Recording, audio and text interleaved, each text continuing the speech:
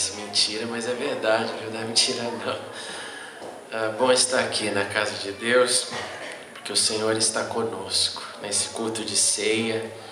E nós vamos então dar continuidade a esse momento tão gostoso, abrindo nossas Bíblias no livro de Provérbios, capítulo 9, verso 10. Eu aconselho, se você quiser pegar uma caneta, um papel para escrever, vale a pena. A vida aqui em Londres é corrida, muita gente não tem tempo de estudar a palavra durante a semana, a Bíblia, pelos afazeres. Então faz sempre do culto, dessa hora, um momento de aprendizado, de que você possa anotar e dar uma olhada depois, porque nossa mente é terrível, a gente esquece muito rápido das coisas. Então vamos lá, Provérbios capítulo 9, verso 10, vamos ler um único verso, que diz assim: o temor do Senhor é o princípio da sabedoria, e o conhecimento do santo é entendimento. Eu vou ler mais uma vez. O temor do Senhor é o princípio da sabedoria, e o conhecimento do santo é entendimento. Vamos orar mais uma vez. Paizinho, obrigado pela tua presença, obrigado por tudo que já fizemos. Nós te damos graças por esse dia tão gostoso, pelo sol. Obrigado, Senhor. E agora, dá-nos da tua luz, da luz que não vem do sol, mas que vem do teu Santo Espírito, que ilumina, que dá direção, que nos guia e que fala conosco, Senhor, quando precisamos. E nós declaramos que precisamos e queremos ouvir sua voz. Então, fale conosco nesta hora, em nome de Jesus. Amém e amém. Irmãos e irmãs, eu creio que todos nós que tentamos seguir a vida com consciência, com clareza, com objetivo, para em algum momento, ou talvez em muitos momentos, para analisar como temos vivido os nossos dias. E todas as vezes que você analisa a sua vida, os seus dias, olhando para trás, é óbvio, porque você tem que olhar a linha, o que você conseguiu fazer, você pode chegar a uma conclusão benéfica, boa. Você fala: olha, eu plantei, eu estou colhendo já parte do que eu plantei, ou estou a caminho de colher porque plantei bem, adubei a terra, reguei com água e as coisas andaram. Você fala: que legal, estou a caminho. Ou você constata que faltou matar a erva daninha, faltou adubar melhor a terra, faltou água, faltou alguma coisa, de modo que não se alcançou aquilo que esperava alcançar. E essa constatação tem tudo a ver com esse formato que a vida foi vivida. E a vida que é vivida e que traz ou que gera o alcance que todo mundo espera, porque qualquer pessoa consciente, qualquer pessoa dentro de um padrão de normalidade, espera alcançar algo, espera atingir um objetivo na horizontalidade da vida, e se tiver conhecimento do sagrado, na verticalidade. E todos nós iremos concluir que a vida que foi vivida com sabedoria, ela atingiu algum lugar a mais ou em maior estatura daquele que ela começou. Ele atingiu um novo step, ela atingiu um novo degrau, ela andou.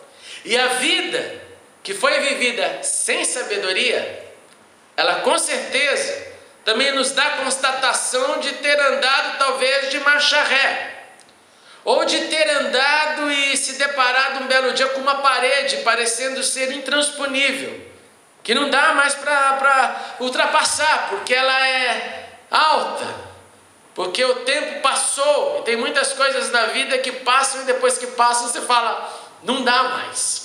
Todos nós temos áreas assim que você fala: aquilo que eu fiz no passado não dá mais. Hoje não dá mais, hoje dá outras coisas para serem feitas.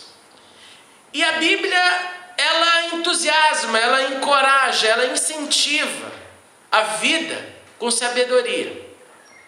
E a Bíblia, em toda a sua história, ela tenta nos mostrar que nós deveríamos e devemos buscar sabedoria.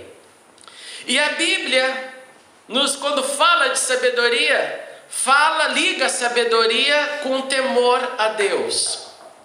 Liga o ato da minha reverência, do meu amor para com Deus, que me faz me sujeitar a Ele, estar conectado, esse ato de sujeição, com crescer em sabedoria.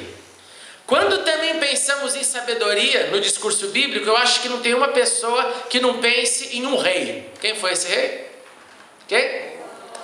Por quê? Porque ele, recebendo a visita, não do gênio mágico, mas de Deus, que diz para ele: faça o seu pedido. Imagine isso. Essa é uma das perguntas para mim mais violentas que a Bíblia tem. O que você responderia, por exemplo, se Deus chegasse aqui agora em carne e osso e falasse assim: somente um, mas faça o seu pedido? O que você falaria? Responde para a pessoa do seu lado, só para fazer sua cabeça pensar um pouquinho. O que você pediria se Deus falasse: faça o seu pedido? Não é uma pergunta dramática? Uma pergunta dramática. Que dependendo da sua vida, de novo, da sua caminhada, você tem uma resposta. Dependendo da ausência que você sente de algo na sua vida muito importante que não conseguiu, talvez seja isso que você pedisse a Deus. Esse camarada Salomão, ele olha para Deus, não pede dinheiro, não pede saúde. Eu lembro quando eu comecei a entender que eu ia viver uma vida de servir a Deus. É um negócio muito dramático quando você é um adolescente e começa a ter essa sensação assim, tipo, eu acho que eu não vou ser como todo mundo, né? Que vai trabalhar numa vida profissional, numa área assim assado. E olha que eu queria ser militar, eu pensei em ser da marinha, pensei em ser fuzileiro naval. Eu tive vários desejos. E minha mãe ficava: você vai ser pastor, não adianta. Eu brigava com ela: eu já sei, filho, Deus já me falou. E eu ficava lá naquela: não, eu quero ser isso, quero ser aquilo. Aí teve a época do rock and roll, da música, cabelo e tal. Aí quando eu comecei, eu acho que é isso que vai acontecer. Não me pergunte como, eu não sabia como. Mas você sabe qual foi um dos meus primeiros pedidos para Deus? Foi assim: Deus, quando eu comecei a sentir que Deus me levaria fora do Brasil, eu falei o seguinte para Deus: eu vou para onde o Senhor quiser, mas eu quero fazer um trato aqui com o Senhor. Me dê sabedoria, não, me dê saúde. Eu lembro desse momento, eu pedi: Deus, eu quero saúde, Deus me dê saúde, Senhor. Porque sem saúde, onde o ser humano vai? Já que eu tenho que encarar, eu te peço saúde. Eu orava por saúde. Cada um, então, teria um pedido, cada um teria algo para falar, cada um teria algo que brotaria do coração se Deus falasse o que você quer, o que você pede. Agora, se a Bíblia, como disse, relaciona temor do Senhor com sabedoria, ou no texto que nós lemos, que o temor do Senhor é o princípio da sabedoria, nós precisamos então decifrar o que é temer a Deus, certo? O que é temer a Deus? E eu quero te dar mais uma oportunidade para você continuar pensando, para você ver como que a nossa mente é bem limitada nesse assunto.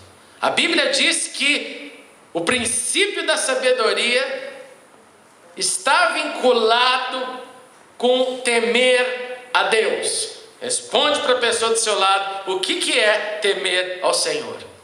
Vamos lá, faz a cabeça funcionar. O que é temer ao Senhor?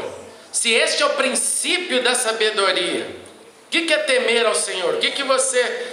Como você demonstra que entendeu temer a Deus? Vamos lá. Bota a cabeça a funcionar. O que é temer a Deus? É o princípio, é a base, certo? O princípio é a base, que é aquilo que vai sustentar para nascer algo maior. E o algo maior aqui é a sabedoria. Agora é a hora da sua caneta, se você tiver. Volta comigo de ré para o capítulo 2 de Provérbios. Vamos observar o que a Bíblia nos diz sobre isso. Capítulo 2 de Provérbios diz assim no verso 1: meu filho, se você, número 1, primeira palavrinha que você tem que grifar ou escrever para não esquecer, para ser a lição de casa da semana, se você aceitar as minhas palavras. Aceitar. Quando você aceita algo? Quando você recebe. Você recebe e toma posse para você. Você fala, trouxe uma caixa de chocolate, oh, muito obrigado, eu aceito, vou comer, gostoso, eu peguei para mim, eu aceitei, eu recebi. Se você aceitar as minhas palavras, primeiro ponto, aceitação. Segundo, guardar no coração. Por que guardar? Porque o relacionamento da espiritualidade não é uma caixa de chocolate que eu vou comer e acabou, não. Ela tem que permanecer em mim, ela tem que ficar em mim, e eu tenho que guardar, e eu só guardo o que eu possuo. Você não pode guardar o que não possui. Você não guarda uma caneta que você não possui, você só guarda o que possui. Então guarde, e guarde aonde? No coração.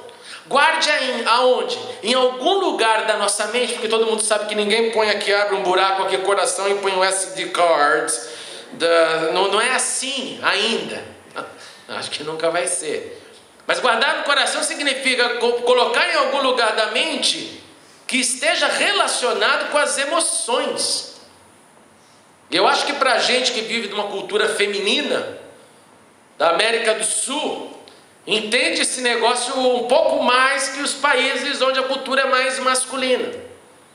Eu guardo no coração, eu guardo na região que eu tenho sensibilidade, que gera afeto, que gera emoção, que me faz chorar. Eu guardo aonde que mexa até com a minha estabilidade, porque é algo importante. Eu guardo até mesmo naquele lugar que é vulnerável, porque o coração é vulnerável.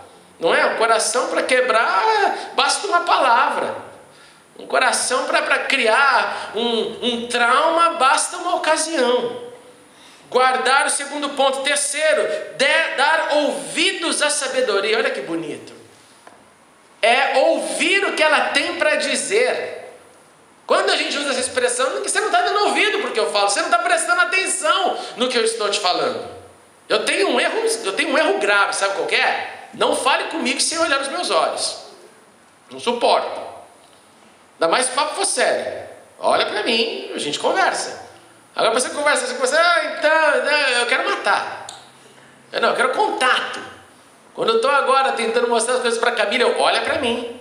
Olha para mim. Olha para mim. Ela olha, faz isso, ou faz aquilo, ou deixa de fazer. Estabelece um contato, um respeito. Dê ouvidos. Ouça com os olhos. Perceba aqui a situação, qual que é o momento. Se você der ouvidos à sabedoria, o texto continua dizendo, e inclinar o coração para o discernimento. Quando você pensa em inclinar, no contexto principalmente bíblico, geralmente nós estamos falando, sabe do quê? Uma palavra que você poderia aqui fazer termos intercambiáveis é inclinar e adorar, porque o ato de adorar era um gesto de inclinar, de se prostrar diante de alguém, de alguma divindade, e no contexto bíblico de Deus é óbvio. Inclinar o coração ao discernimento é colocar a atenção naquilo que pode trazer a direção entre o certo e errado. Isso é discernir. Não é por aqui, é por ali. É você prestar atenção na conduta. E presta atenção e pergunte para você mesmo. Nas nossas atitudes erradas, o que sempre faltou foi discernimento. Nas nossas atitudes de era para a direita ou para a esquerda, faltou discernir. Faltou analisar. Ter o full picture in mind. Ter a cena inteira e falar, não, é isso que eu devo fazer. Salomão está dizendo, incline, se abaixe. Quando eu me abaixo, me inclino, eu coloco o que está diante de mim mais alto do que eu. Incline-se diante do discernimento para ver se você consegue enxergar melhor. Ele continua com uma outra palavrinha, a quinta: se clamar por entendimento, se gritar bem alto. Quando que você grita? O ser humano grita ou quando está nervoso ou quando está eufórico. Essa é a base geral. Ou se ele aprendeu a gritar o tempo inteiro. Quando ele está eufórico, ou quando ele está no time, lá o time vai ganhar, grita. Ou quando pisaram no pé, ele grita. Salomão nos diz: grite, use força, abra as cordas vocais por entendimento, por discernimento. Ele continua dizendo: olha, você também tem que procurar a sabedoria como quem procura dinheiro, que é a prata. Como que você procura dinheiro? Dinheiro para todo mundo aqui custa uma jornada de trabalho. Custam horas. Uns trabalham 30, 40, 20, 50. Outros mais. Você está lá naquela jornada porque você ama o seu chefe. Ai, chefinho, sem esse chefinho eu não vivo mais. Por isso que eu estou aqui no trabalho. Não, Cecília adora falar isso: eu trabalho por dinheiro. E é verdade, todo mundo trabalha por dinheiro. Por maior que seja a vocação do indivíduo, ele precisa comer daquilo que faz. E a Bíblia é muito linda nisso. Ela diz inclusive que quem não trabalha que não coma. Então o ponto da vida é encaixar a vocação com o sustento. E daí você trabalha, come e é feliz. Agora, quando não é esse encaixe, também é terrível. E se não é terrível ainda, vai ser. É duro falar isso, mas é porque nós temos que ter esse drive interior de descobrir o que a gente quer fazer na vida. Porque são muitas horas. São muitas horas que eu e você gastamos no trabalho, no ganha-pão. Então essas horas têm que ser bem vividas. E Salomão está dizendo: olha, busque essa sabedoria como quem busca prata. E não contente com a prata, que era uma moeda, ele diz: busque-a como um tesouro escondido. Tesouro escondido aqui, se fosse nos dias de hoje, eu acho que Salomão poderia dizer assim: busque-a como um prêmio da loto. Não estou falando para você jogar na loto, hein? E fique bem claro, nem os internautas. Estou dizendo que o que é um tesouro escondido? Ele estava em alguma localização lá, você achou um caminho, um mapa, uma forma e ganhei quanto? Milhões. Estava lá em algum lugar. E por ser escondido, por não estar anteriormente no meu alcance, ele foi descoberto. E o benefício dele, do tesouro, é bom. É bom. Salomão disse: olha, procure a sabedoria, busque a sabedoria como esse tesouro que você sonha. Para quem tem aquele sonho de ficar rico, né? Se alguém que tiver o sonho de ficar rico, é isso que ele está dizendo. Diante do sonho, busque a sabedoria como alguém busca o sonho de ficar rico. Ele continua dizendo o seguinte: que se isso tudo acontecer, olha no verso 5 comigo, por favor. Então você entenderá o que é temer o Senhor. Vou ler novamente. Então você entenderá o que é temer o Senhor e achará o conhecimento de Deus. Se você fizer o quê? Qual foi a tua resposta para a pessoa do lado sobre o que é temer a Deus? Se você falou, foi aceitar suas palavras, guardá-las no coração, dar ouvidos à sabedoria, inclinar o coração por discernimento, clamar por entendimento, gritar bem alto por discernimento, procurar sabedoria como dinheiro e buscar sabedoria como um tesouro, você acertou. Você está temendo a Deus já há muito tempo e é muito sábio. Se você respondeu, é respeitar Deus, você vai para aquela resposta mais básica, que eu tenho certeza que a maioria de todos nós falaríamos isso. Mas só para você entender que nesse verso, agora sim, volta lá para o capítulo 9, por favor. O temor do Senhor é o princípio da sabedoria. Como Salomão disse antes, para eu viver essa sabedoria, eu preciso passar por todos esses passos. Agora o texto não acabou aqui, certo, irmãos? O texto diz mais o seguinte: o conhecimento do santo é entendimento. Sim, temer a Deus envolve todas essas atitudes que eu acabei de dizer. Mas Salomão continua dizendo que, além do princípio da sabedoria, que é temer a Deus, se eu quiser ter entendimento, eu preciso conhecer o santo. Agora você responde de novo: o que é conhecer o santo? O que é conhecer o santo? Imagina você numa ilha, pega esse texto, começa a ler e vem essas duas palavras, você está carente por sabedoria, quer ter entendimento. O que é conhecer o santo? Vai lá, responde. Tenta. A gente tem que lutar com a mente.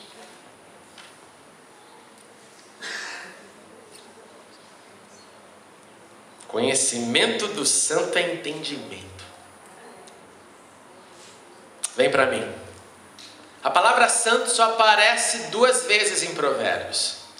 Aparece essa vez que lemos e aparece a segunda vez no capítulo 30, verso 3. No capítulo 30, verso 3, o contexto é outro. O contexto não é, inclusive, do contexto da autoria de Salomão. O camarada lá se chama Agur. Lembra dele, Adonis? Preguei no seu casamento. Era um homem, talvez um profeta, um sábio da época. Não temos o background desse Agur. Sabemos que o texto é dele, porque no capítulo 30 você vai ver que são palavras de Agur. E esse camarada, ele fala o seguinte, que ele começa o seu capítulo dizendo: eu não aprendi a sabedoria e eu não tenho conhecimento do santo. Eu não aprendi a sabedoria. Leia depois em casa, capítulo 30, verso 3. Eu não tenho conhecimento do santo. A primeira vez que o livro de Provérbios coloca santo, ele está associando isso com entendimento. A segunda vez que ele mostra, ele está dizendo, é uma declaração de quem não tem conhecimento. E eu fui no original para ter certeza absoluta do que eu estou falando para vocês. É literalmente a mesmíssima palavra. E essa palavra dele, talvez para alguns possa até fazer lembrar as palavras de Paulo. Paulo falava o quê? Olha, eu sou o pior dos pecadores. Se você abrir a primeira epístola de Timóteo, no capítulo 1, verso 15, ele vai dizer isso: eu sou o pior dos pecadores.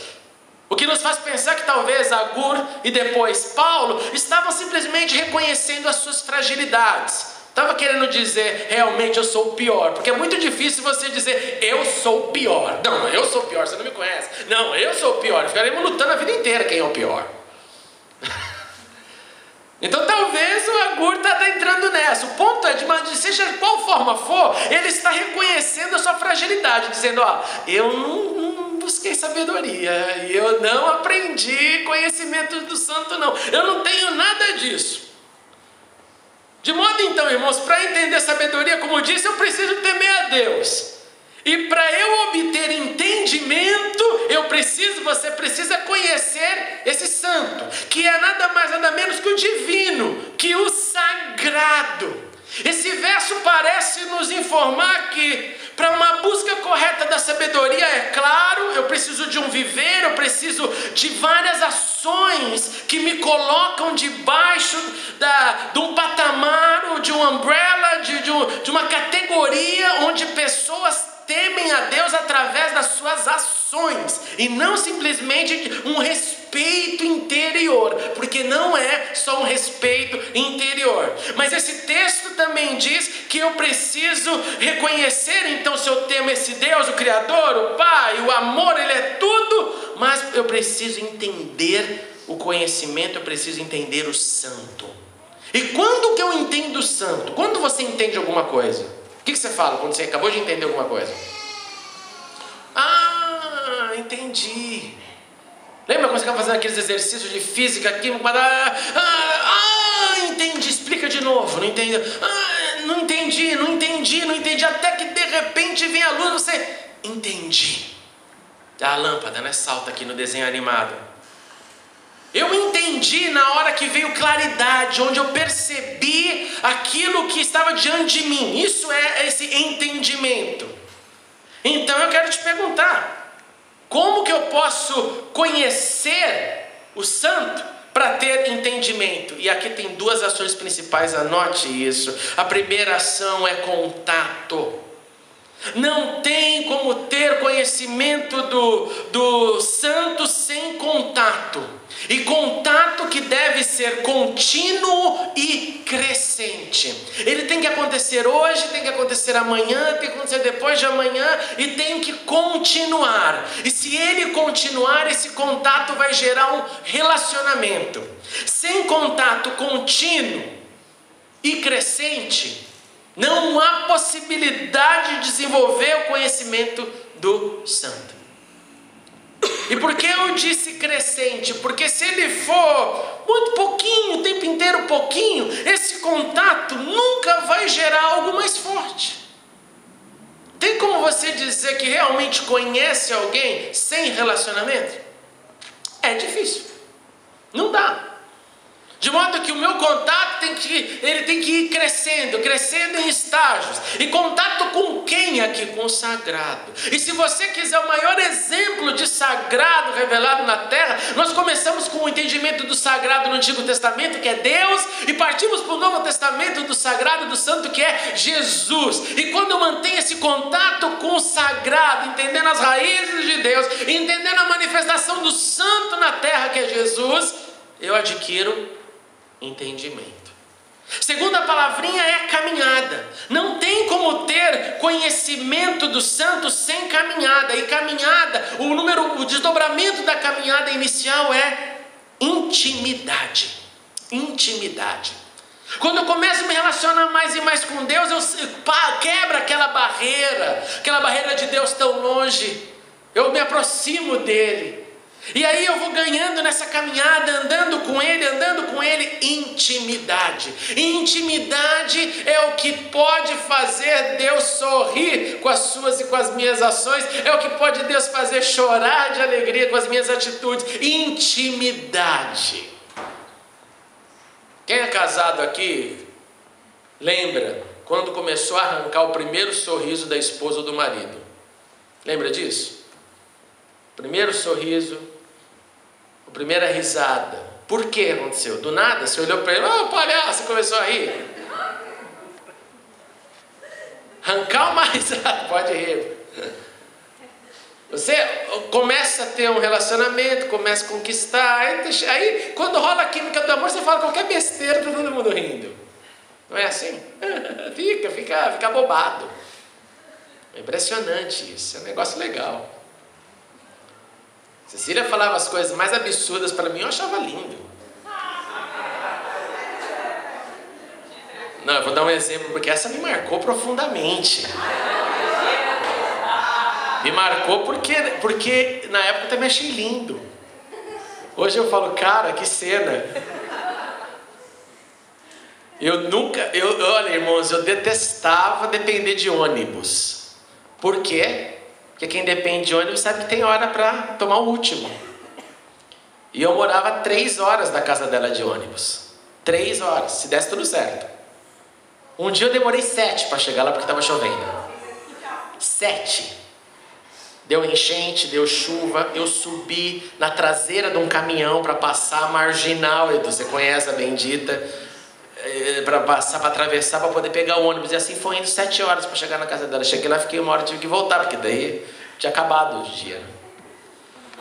Aí, diante desse contexto, eu chegava na casa dela, voltava de carona, tomava carona com a polícia, com o bombeiro, com a ambulância. Falava, não é o ônibus que vai me deter. Isso é uma coisa minha. Não deixava, por isso que eu fico desesperado quando eu vejo gente com problema de tomar ônibus. Então eu falo, meu Deus do céu. Aí, um belo dia, diante desse contexto, ela olha para mim e faz a declaração. Eu queria tanto amarrar você como um cachorrinho nesse poste para eu abrir, você tá aqui o tempo inteiro. E eu quase fiz au. Achei lindo. Você lembra, amor? Verdade. São Bernardão grandão, Cris.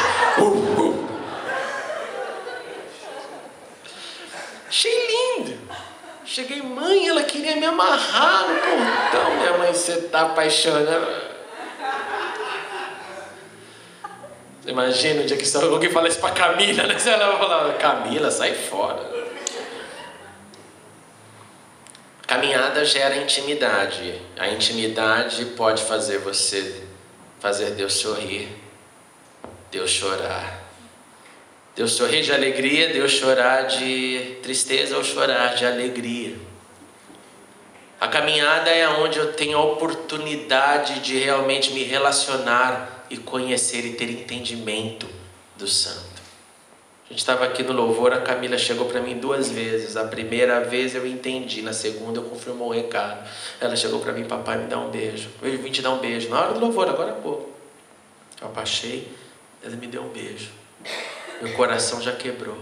Eu já falei para Deus na hora, Deus, eu quero fazer o mesmo com o Senhor, porque eu gosto disso que ela faz. E eu quero te agradar, te puxando. Às vezes falando, deixa eu te dar um beijo, Senhor, com as minhas ações. Entenda bem a metáfora. Aí quando eu estava aqui orando, ela voltou de novo, papai, eu te amo. Se eu que sou ruim, que sou mau, que sou pequeno, sou tocado por isso, que dirá meu Deus, que é santo, que é bom, que é justo e que me criou. Ouvi de mim, papai, eu te amo, papai, eu preciso de ti, deixa eu te beijar, deixa eu te mostrar o meu afeto, o meu amor, a minha gratidão. Não há intimidade sem caminhada. Quer conhecer o santo? Caminhe com o santo. Caminhar com o santo também, segundo desdobramento, é um aprendizado. Porque eu aprendo nesta caminhada que o santo não age como gente carnal. Gente carnal revida, o santo perdoa. Gente carnal não vira outra face, o santo vira outra face. Gente carnal não aprende, tem que levar 10 pauladas para ver se muda de rumo. O santo não erra.